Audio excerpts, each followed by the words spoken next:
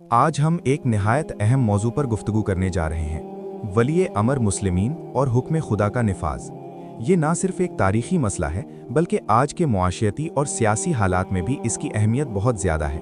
اسلام نے ہمیشہ یہ واضح کیا ہے کہ انسانی معاشرے میں ایک مجری قانون ہونا لازمی ہے تاکہ عدل و انصاف قائم رہے اور معاشرہ خدا کے احکام کے مطابق چل سکے۔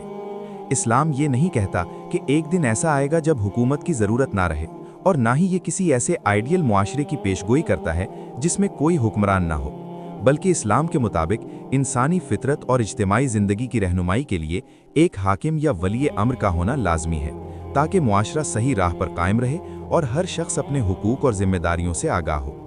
خوارج نے کہا، لا حکم الا للہ، یعنی حکومت صرف خدا کی ہے، لیکن امیر المومنین علی نے اس نعرے پر جواب دیا، کلمۃ حق یراد بها الباطل، یہ لفظ تو صحیح ہے مگر اس کا مقصد باطل ہے۔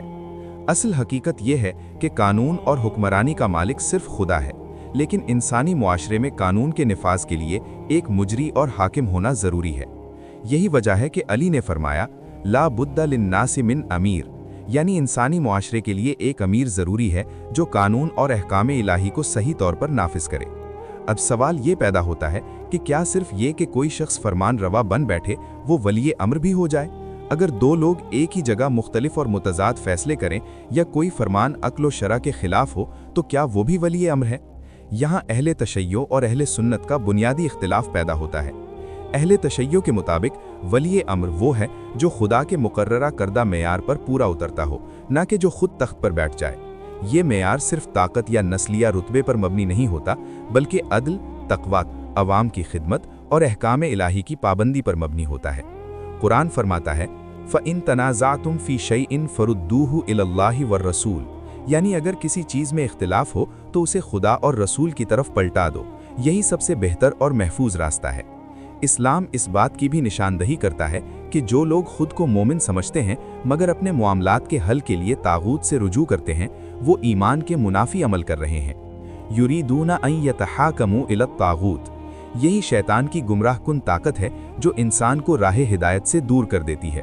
آج کے معاشرے میں بھی ہم دیکھتے ہیں کہ لوگ اکثر غلط یا ظالم حکمرانوں کی تقلید کرتے ہیں یا ایسے قوانین کی پیروی کرتے ہیں جو انصاف اور حق کے خلاف ہیں۔ مثال کے طور پر بعض ممالک میں طاقتور افراد کی ذاتی مفادات کے لیے بنائے گئے فیصلے عوام کے حقوق اور فلاح کے منافی ہوتے ہیں۔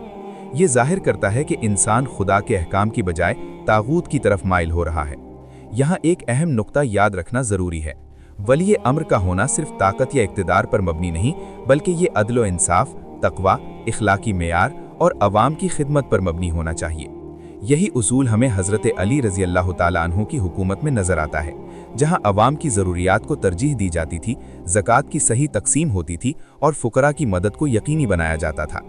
قرآن میں بھی اس کی وضاحت موجود ہے، وَلَهُ مَا سَكَنَ فِي اللَّيْلِ وَالنَّهَارِ، یعنی جو کچھ رات اور دن میں ہے سب خدا کی ملکیت ہے، اور اسی لیے حکومت اور قانون کا نفاذ بھی اسی کے اختیار میں ہونا چاہیے۔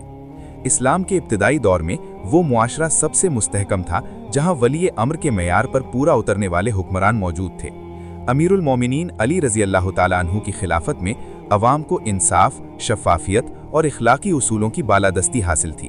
زکوٰۃ کی صحیح تقسیم، فقراء کی مدد، مظلوموں کی حمایت اور حکمرانوں کی ذاتی خواہشات کو عوام کی بھلائی پر ترجیح دینا ان کی خصوصیات تھیں۔ اس کے برعکس جب حکمران نالائق یا ظالم ہوئے تو معاشرہ فساد اور ظلم کا شکار ہوا۔ آج کے دور میں بھی بعض ممالک میں حکمرانوں کی نالائکی یا ذاتی مفادات کی وجہ سے عوام انصاف سے محروم ہیں۔ مزید یہ کہ ولی امر کے معیار میں شامل ہیں عوام کی بھلائی کے لیے فیصلے کرنا، عدل و انصاف قائم رکھنا، خدا کے احکام کی پابندی، اخلاقی اور روحانی معیار پر پورا اترنا، اقتدار کا صحیح استعمال اور عوام کی خدمت۔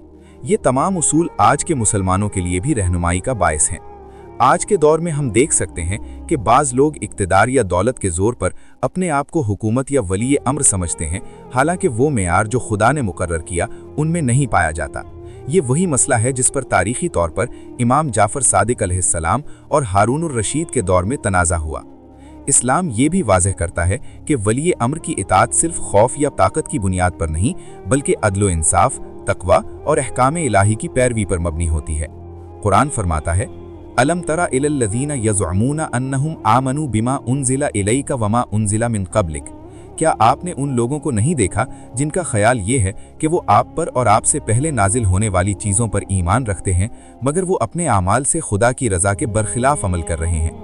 یہ لوگ چاہتے ہیں کہ طاغوت سے فیصلے کرائیں، یعنی اپنے معاملات کے حل کے لیے وہ غیر اللہ کی جانب رجوع کریں، حالانکہ انہیں حکم دیا گیا ہے کہ طاغوت کا انکار کریں۔ اسلامی تعلیمات کے مطابق ولی امر وہ ہے جو خدا کے مقررہ کردہ معیار پر پورا اترتا ہو، نہ کہ جو خود تخت پر بیٹھ جائے۔ یہ معیار فطری حکمت قرآن اور کائنات کے اصولوں سے بھی ثابت ہوتا ہے۔ قرآن میں مزید فرمایا، فَإِن تَنَازَعْتُمْ فِي شَيْءٍ فَرُدُّوهُ إِلَى اللَّهِ وَالرَّسُولِ، یعنی اگر کسی چیز میں اختلاف ہو تو اسے خدا اور رسول کی طرف پلٹا دو، یہی سب سے بہتر اور محفوظ راستہ ہے۔ یہ اصول آج کے مسلمانوں کے لیے بھی رہنمائی کا سب سے مضبوط ذریعہ ہے۔ اگر معاشرہ ولی امر کے اصول اور معیار کے مطابق قائم ہو تو وہ معاشرہ عدل و انصاف، امن اور فلاح کا نمونہ بن سکتا ہے۔ تاریخی حوالوں سے بھی یہ بات واضح ہے کہ اسلامی معاشرے میں ولی امر کی موجودگی کے بغیر عدل و انصاف قائم نہیں رہ سکتا۔ جو معاشرہ نالائق یا ظالم حکمران کے ہاتھوں میں چلا گیا وہ فساد اور ظلم کی لپیٹ میں آ گیا۔ اسلام ہمیں یہ بھی سکھاتا ہے کہ ولی امر کی اطاعت کی بنیاد محض طاقت یا اقتدار پر نہیں بلکہ عدل و انصاف اور تقوی پر مبنی ہوتی ہے۔ یہی ولی امر کی اصل خصوصیت ہے، اور یہی سبب ہے کہ اسلام نے ولی امر کی شفاف اور معیاری شناخت کے لیے معیار مقرر کیے۔ آخر میں یہ بات یاد رکھنی چاہیے کہ ولی امر کا ہونا انسانی معاشرے کی فطری ضرورت ہے، اور اس کا معیار خدا کے مقررہ کردہ اصولوں پر پورا اترنا لازمی ہے۔ یہ اصول آج کے مسلمانوں کے لیے بھی رہنمائی اور عمل کی بنیاد ہے۔